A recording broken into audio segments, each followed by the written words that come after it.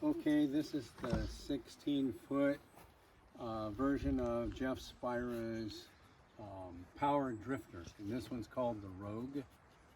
And it's a second Jeff Spira boat that we built. We built the 19. Well, we stretched it to 21 and a half feet Anacapa, and we use that on the ocean. This one we built. This one would work on the ocean, but we built it for the tide water here where we live in Oregon in the fall, especially when the salmon come in to the rivers. And you can also use it as a drift boat too, without a motor, and just go drift down the river if you want. But primarily we're going to use it just for trolling. So as you'll see, we just have a 15-horse Honda outboard on it, but it doesn't have as much bow to it or curve. That's not really the right term, but that a drift boat has. But that's why it's called a power drifter. This one will work better than a regular drift boat with a motor on it, and so you're still not going to get up and just skim across the water, even if you put a great big motor on it. I think the max on this you want to put is about 25, but for what we want, the 15 is fine. Anyway, so it's your standard Jeff Spira plan with the regular construction grade 2x4s and 2x6 and whatever, and with plywood. We used AC plywood, and we put the A side, the sanded side, inside this time. We learned that from the other one. That way, it's finished off on the inside, and then the outside, of course, is all covered with fiberglass and resin and paint and so forth. So anyway, we just put these decals on today, and it added really quite a lot to the looks of the boat. So we just ordered those online, and my wife studied how to put it on with looking at YouTube and so on. But anyway, so the trailers are kind of hard to come by right now. We were able to find this used one for about $1,200 or so, and I had to change a few settings on it and so forth. And even though it's not the perfect tailored trailer for the boat, but it works really well. It's got bunk. We put some new bunks on it, and so anyway, it's set up nice. Had the wheel bearings repacked and everything. So yeah, so what we've got here, this is let's see, now I get these boats mixed up. I think the sides on this one are 1/2-inch plywood, 15/32 nowadays, you know. And it's a little bit of a challenge on this particular boat. This thing's got enough bow up front here that when you bring it around, we had to put a seam right here in order to bring it together. We found in both of these boats, everything's pretty straightforward. The trickiest part for us has been bringing all the elements, the frame elements and the plywood together on the bow and bring them all together. Found it's more of an art than a calculation. So anyhow, so what do we got here? Some friends of ours, they made these up. We're not a boat company as such, but they made these up for us, and so we put it when we built the Anacapa, so we put that on. So let's see, we decided to go with just bench seats on the inside. At the back here, we put a shelf. Finishing off the inside of these boats is always, you know, there's a lot of different options that you can do. So you got to kind of decide what you want. Now, in order to use this as a drift boat, of course, you would use it with oars. That's another thing right now, the shortage of everything. You can't even hardly buy oars, and the composite oars, they run $500 or $600. Anyway, we've only got like 8.5-foot wooden oars, but we went ahead and put the oar locks in because it's a good backup system in case you run into problems with the motor or something. You at least can get in. So that requires then a seat like this if you're gonna row. And you know, drift boats, you go downstream with the bow facing downstream, so you're actually rowing toward the back of the boat. And then if you were rowing, you know, if you're gonna row like on a lake, then you would face the back of the boat and row forward with the bow. But at any rate, so we put those in. Actually, this is 4 locks. These are for rod holders here, and so yeah, we put bench seats in. There's one up front, one back here, and then we put this stand-up grab bar, I guess they call it, on that we ordered, bolted that down. Because a lot of times, especially with the fact that this bow has considerable rise in it, I like to stand up when I'm running the boat and just hold on to the tiller here. The grab bar gives you something to hold on to there.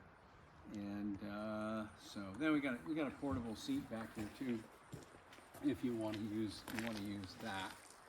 Then what else have we got here?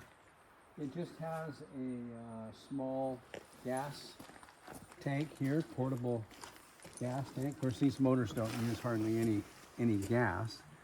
And I put you can probably see it right here. Put the camera over there.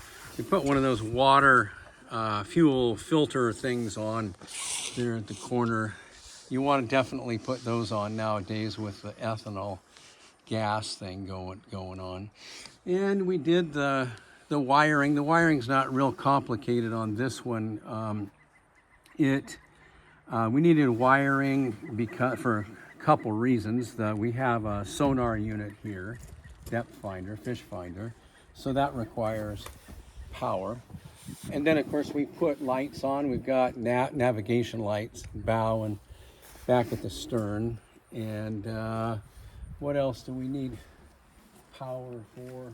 I guess that's about all. Now we did put a second battery in up here too, under this seat, because there's room on the transom there to bolt on clamp on a electric motor for trolling. And so it's not on there right now, but that works really slick to put those in.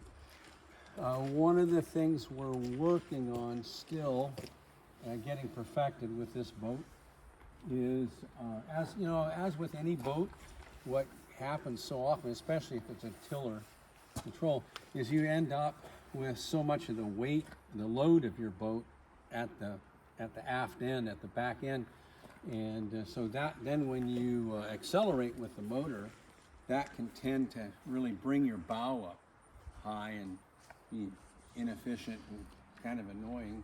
You can trim the motor down, you know, if you trim the motor up, if you bring the prop up like this, then wait a minute, I guess you would always have to think this through. You put the motor as far down as, because you want it lifting the transom some, so that then that brings the bow down. Anyway, you adjust the trim on your motor, and that helps some, but I still went ahead and put this hydrofoil thing on, and we only tried it once. It does seem to help. It helps hold the transom up more, and keeps the bow down. Now I had two, like, probably about 80-pound sandbags that I put up in the front, and that helped considerably too, to hold the thing down. But it kind of eats up space, and didn't really like it that well. So for right now, I took it out, and oftentimes there's 2 of us in the boat anyway, so the second person can sit up front.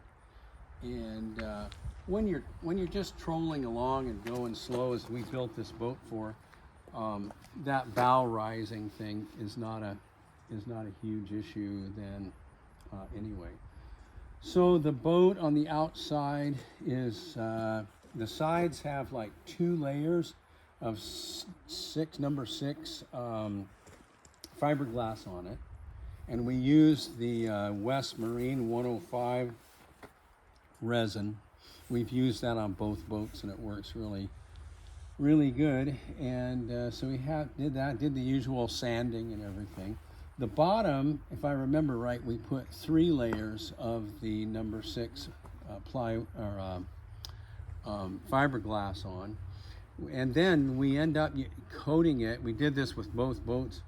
We coated it with the 105 resin, but we mixed in the West Marine powdered graphite. That's why the bottom, you can just see the bottom trim there, and it's the same clear underneath the boat is black colored because it's got that graphite in it, and that gives you a kind of a low friction thing. But we put a couple of coats on that, and then you've got 3 layers of fiberglass over the plywood. Then I think the bottom of this was like 5/8 inch plywood. Then you got a really solid bottom there, and a solid hull. So they call this a homemade wooden boat. You know, when you they ask you, license it, you get a title. You know, you got to get the hull identification number and so on. Then they ask that you what kind of materials. Is it fiberglass? Is it metal? Well, actually, this is it's wood. They'll go ahead and call it wood, but really it's largely a fiberglass boat too. So the water never touches the wood as such, especially, and also on the inside of the boat, we coated everything inside with let's see, underneath. Did we use the resin underneath? Or I guess we put this special varnish that we got from Jamestown Distributors, and it's kind of neat stuff because it's water soluble, but so it's easy cleanup. But we put it all over everything on the inside, and this is just pine. The trim pieces are pine, and we had. Well, you run into a little challenge here. We didn't steam it at all. I guess we could have, but you know, when you come up here to bend this stuff, and part of it, just the surface of it right here started to crack, but then we put the 105 resin with some filler in there, and it's probably stronger than it was in the first place. So what else have we got here? Got the bow up here, and we put this plate on here to kind of protect the bow when it comes up on the trailer roller. And so anyway, so that's the Jeff Spira 16-foot Rogue power drifter. And I think we've got probably, as people will probably ask, we probably have, I don't know, approximately $6,000 in that. Now that includes, that's everything. That's the motor. It's a used motor, but it's a 2017. It's still on warranty. It's and hardly used at all. Got it off of Craigslist. The trailer, as I said, we got for about $1,200. Spent some money on some wiring, and you want to use the tinned copper wiring throughout in your boat. And then of course the plywood. And we built this during when some of those plywood prices were sky high. So, but at any rate, as you can see, you certainly would not buy a boat like this and trailer and all totally outfitted for $6,000. That's not going to happen. So that's one big advantage of our other big boat for the ocean, the Anacapa. Man, we got a brand new dual axle trailer brakes trailer for that. We got a brand new 70 horse Yamaha outboard center console with hydraulic steering. I mean, it's got everything in it, and I think we've probably got about $20,000 in that. And you wouldn't, if you know anything about boats, if you went to buy a 22 foot center console boat with that kind of a brand new motor, brand new everything on it, you're not going to buy it for $20,000. It'll probably be more like 40 to 50,000, something like that. And in my opinion, the fact that these boats are wood is not a drawback at all. You know, there's drawbacks with aluminum and fiberglass as well. So, but the wood here is completely covered, and we keep them under cover. And this, you want to swing around to that boat with the camera. You see, we just bought, those were pretty inexpensive covers, and we bought those online for both boats. So we just keep that covered up when we're not using it. And the only real enemy of boats like this is if you let a bunch of rainwater get in there, fresh water that fungus forms in, and then just, you know, you're just careless and you let it stand. Well, yeah, you're gonna run into problems with that. You shouldn't do that with any boat, but at any rate, we keep them under cover, and so yeah. All right, well, there it is. That's the Rogue Power Drifter then.